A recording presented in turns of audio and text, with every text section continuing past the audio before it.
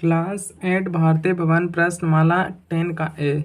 इसका 19 नंबर प्रश्न है, यदि किसी वस्तु पर 10% लाभ और 12% लाभ का अंतर 8 रुपये हो तो वस्तु का क्रय मूल्य ज्ञात कीजिए। फिर दोनों स्थितियों में वस्तु के विक्रय मूल्य ज्ञात कीजिए। यहाँ पर प्रश्न में सबसे पहले बोला गया है कि किसी वस्तु पर 10% लाभ और 12% लाभ का अंतर 8 रुपये हो। तो यहाँ पे किसी वस्तु का बात किया गया है, तो हम मान लेंगे कि कोई वस्तु है, तो किसी वस्तु पर 10% लाभ होता है। सबसे पहले 10% लाभ होता है, तो यहाँ पे किसी वस्तु का हम क्रय मूल्य मान लेंगे x। लाभ क्रय मूल्य पर ही होगा। जब कोई वस्तु को बेचा जाता है तभी उस पर लाभ होता है, लाभ या हानि, तो उसका सबसे पहले कुछ न कुछ तो क्रय मूल्य रहा ही होगा। तो यहाँ पे हम मान लेंगे कि कोई वस्तु का क्रय मूल्य x रुपये है। यहाँ पे क्रय मूल्य नहीं दिया हुआ है, वही निकालना है।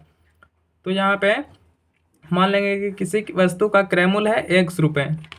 अब यहाँ पे x रुपये की वस्तु पर हमें कितना लाभ हो रहा है, तो किसी वस्तु पर 10% लाभ, यानी कि वस्तु पर हमें कितना लाभ हो रहा है, तो 10% लाभ हो रहा है। तो वस्तु का क्रय मूल्य हम मान लिए हैं x रुपये, और इस वस्तु पर, यानी कि ये जो वस्तु है x रुपये का जो वस्तु है, इस पर हमें लाभ हो रहा है 10% का।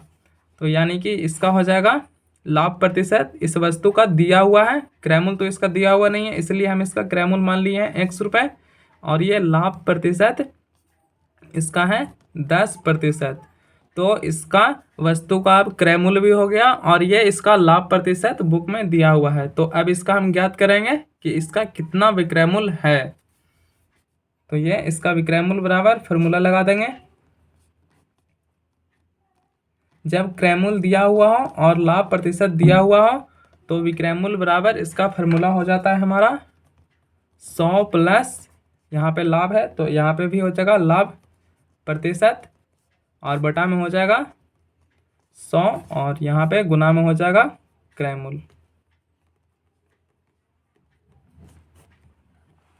तो ये यहाँ से हमारा आ जाएगा, इसे यहाँ लिख लेते हैं। तो ये हो जाएगा 100, और प्लस में लाभ है हमारा 10%, और नीचे आ जाएगा 100, और यहाँ पे हो जाएगा गुना में क्रय मूल्य है x। तो यहाँ से ये हमारा आ जाएगा 100, और ये 10, 110 हो जाएगा, और बटा में हो जाएगा 100, और ये हो जाएगा x है, तो यहाँ पे हो जाएगा x। तो ये 0 से 0 कैंसिल हो जाएगा, यानी कि ये हमारा आ जाएगा 11x बटा में 10।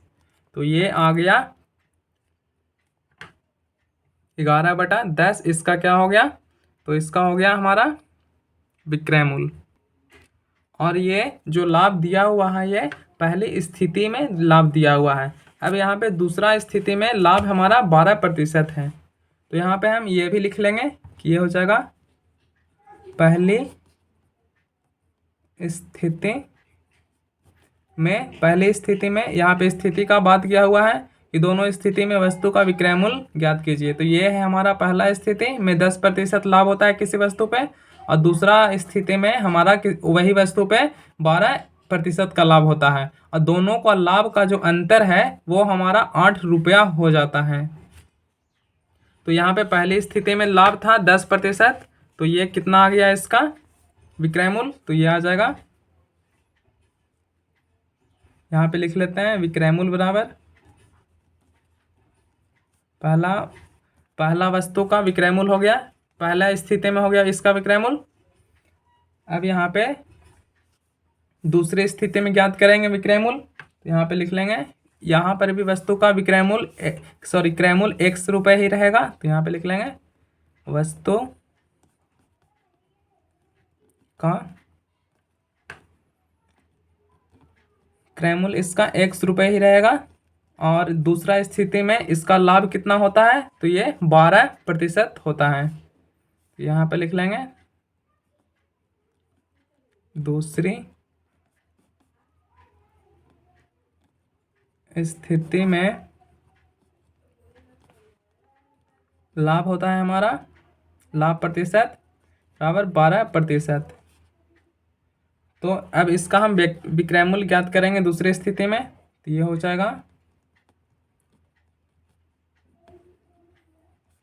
विक्रय मूल्य बराबर 100 प्लस, यहाँ पे हम डायरेक्ट लिख लेते हैं, फार्मूला छोड़ देते हैं क्योंकि फार्मूला ये यहाँ पे लिखा हुआ ही है। तो ये हो जाएगा 100 प्लस, इसका लाभ है 12%, तो 12 हो जाएगा, नीचे बटा में 100 हो जाएगा और गुना में क्रय मूल्य इसका x हो जाएगा। तो ये आ जाएगा 112/100 x, यहाँ से कट जाएगा 2 से 56 और ये 50 और ये 25 और ये 28, यानी कि ये आ जाएगा 28x बटा में, यहाँ पे 28x और बटा में 25। तो ये इसका विक्रय मूल्य हो जाएगा। इसे लिख लेते हैं विक्रय मूल्य। ये दूसरी स्थिति में वस्तु का विक्रय मूल्य है। दूसरी स्थिति में आ गया 28x बटा में 25 और पहली स्थिति में हमारा विक्रय मूल्य आ रहा था कितना, ये 10% पे आ रहा था विक्रय मूल्य ₹1 का वाला वस्तु का 11x बटा 10 और दूसरी स्थिति में हमारा आया 28x बटा में 25। तो यहाँ पे बुक में दिया हुआ है कि दोनों का अंतर है ₹8। ये जब 10% पे इसका हम निकालेंगे विक्रय मूल्य तो उसका दाम, और 12% पे हम निकालेंगे इसका विक्रय मूल्य तो उसका दाम, दोनों का अंतर है इसका ₹8। तो यहाँ पे दोनों को हम आपस में घटा देंगे, तो यहाँ से हम क्रय मूल्य इसका ज्ञात कर लेंगे। तो अब लिखेंगे प्रश्न से, बुक में दिया हुआ है दोनों का अंतर, तो यहाँ पे लिख लेंगे दोनों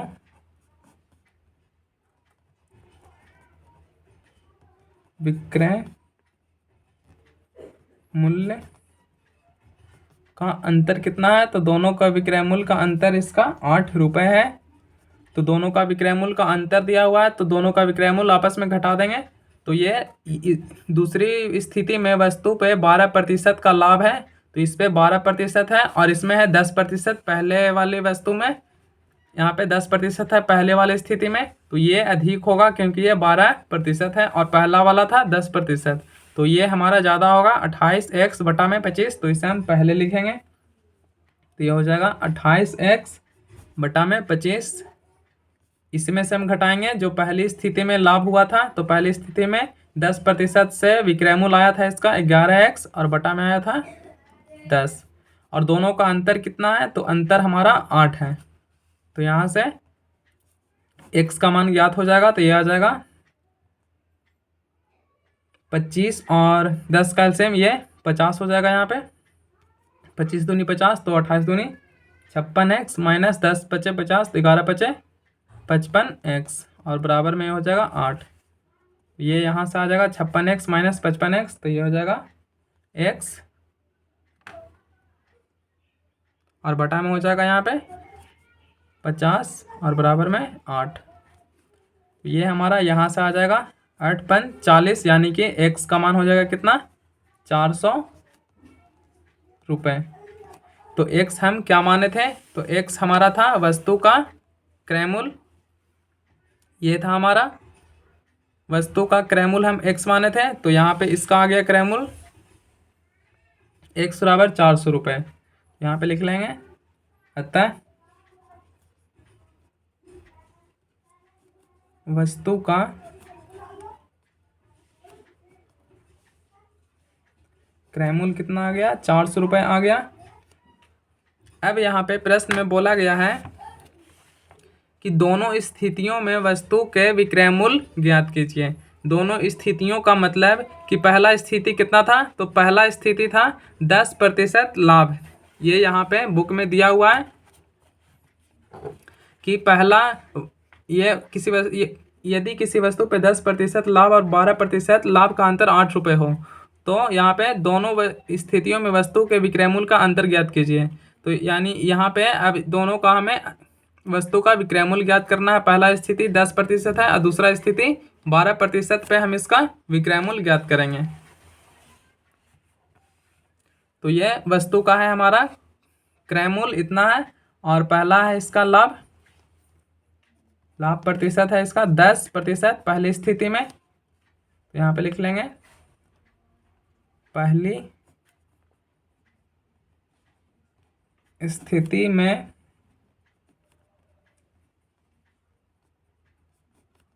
विक्रय मूल्य बराबर, पहली स्थिति में हमारा हो जाएगा 100 प्लस लाभ प्रतिशत, यहाँ पे 10 है तो 10 लिख लेंगे डायरेक्ट, और ये हो जाएगा नीचे में 100, और ये हो जाएगा क्रय मूल्य हमारा 400, तो ये आ जाएगा 110 बटा में 100 और गुना में आ जाएगा 400, ये 4 बार में कैंसिल हो जाएगा, यानी कि ये आ जाएगा हमारा 11 चौको 44, यानी कि 440 रुपये। पहली स्थिति में विक्रय मूल्य क्या हो जाएगा, तो ये 440 रुपये हो जाएगा। अब दूसरी स्थिति में हम निकालेंगे, यहाँ पे लिख लेंगे दूसरी स्थिति में विक्रय मूल्य, या फिर लिख सकते थे दूसरी स्थिति में वस्तु का विक्रय मूल्य, तो ये हो जाएगा, इसे नीचे लिख लेते हैं 100 प्लस दूसरी स्थिति में 12% था तो 12 हो जाएगा, और बटा में 100, और क्रय मूल्य है हमारा यही रहेगा 400 रुपये, क्योंकि ये वस्तु का क्रय मूल्य है, जो ओरिजिनल क्रय मूल्य था यही था, 400 रुपये आया है, तो ये आ जाएगा 112 बटा में 100 और गुना में 400, ये आ जाएगा 4 बार में, यानी कि 112 में 4 से गुना करेंगे तो ये आ जाएगा 4 दूनी 8, 4 दूनी 8, और ये सॉरी यहाँ पे 4 होगा, 4 एकम 4, और ये हो जाएगा 4 एकम 4, यानी 448 रुपये। ये आ गया दूसरी स्थिति में आंसर, और ये आ जाएगा पहली स्थिति में, यही दोनों इसका आंसर हो जाएगा।